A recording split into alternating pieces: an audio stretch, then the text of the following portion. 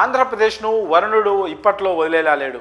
ఎముకలు కొరికే చలిలో వర్షాలు కురుస్తుండడంతో ఏంటి స్వామి ఈ వానలు అంటూ ప్రజలు విసుగు చెందుతున్నారు. చలికాలమో వర్షాకాలమో అర్థం కావట్లేదన్న పరిస్థితి నెలకొంది.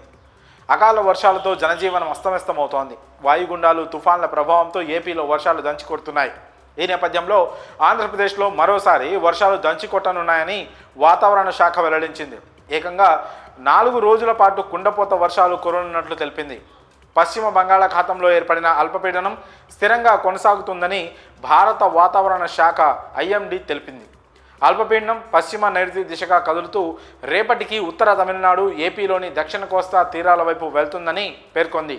దీని ప్రభావంతో సోమవారం నుంచి గురువారం వరకు 4 రోజుల పాటు రాష్ట్రంలో పలు ప్రాంతాల్లో మోస్తారు నుంచి భారీ వర్షాలు కురుస్తాయని తెలిపింది. ఏపీలో సోమవారం నాడు పలు జిల్లాల్లో వర్షాలు కురనున్నాయని అధికారులు అంచనా వేశారు. శ్రీకాకుళం, విజయనగరం, పార్వతీపురం, మన్యం, అల్లూరి సీతారామరాజు, అనకాపల్లి, విశాఖపట్నం తూర్పుగోదావరి, కాకినాడ, కోనసీమ, పశ్చిమ గోదావరి, ఏలూరు, గుంటూరు, బాపట్ల, కృష్ణా, ప్రకాశం, పొట్టి శ్రీరాములు, నెల్లూరుతో పాటు రాయలసీమలోని చిత్తూరు, తిరుపతి జిల్లాలోని కొన్ని ప్రాంతాల్లో తేలికపాటి నుంచి మోస్తారు వానలు పడే అవకాశం ఉందని ఏపీ విపత్తుల నిర్వహణ సంస్థ పేర్కొంది. బుధవారం వరకు సముద్రంలో గంటకు గరిష్టంగా 55 కిలోమీటర్ల వేగంతో గాలులు వీస్తాయని ఐఎండీ తెలిపింది. వర్షం పడే సమయంలో కూడా ఈదురు గాలులు వీచే అవకాశం ఉందని చెప్పింది. ముందు జాగ్రత్తగా రాష్ట్రంలోని పోర్టులకు 3వ నెంబర్ హెచ్చరిక జారీ చేయనున్నట్లు విశాఖ వాతావరణ శాఖ అధికారులు తెలిపారు.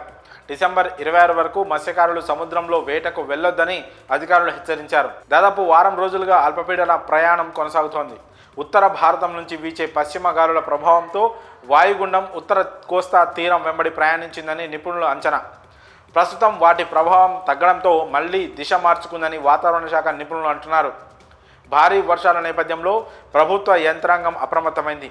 అవసరమైతే తప్ప బయటకు రావద్దని అధికారులు ప్రజలను హెచ్చరిస్తున్నారు. భారీ వర్షాలు కురవనున్న నేపథ్యంలో ఎలాంటి ఇబ్బందులు తలెత్తకుండా అధికారులు ముందస్తు చర్యలు తీసుకుంటున్నారు.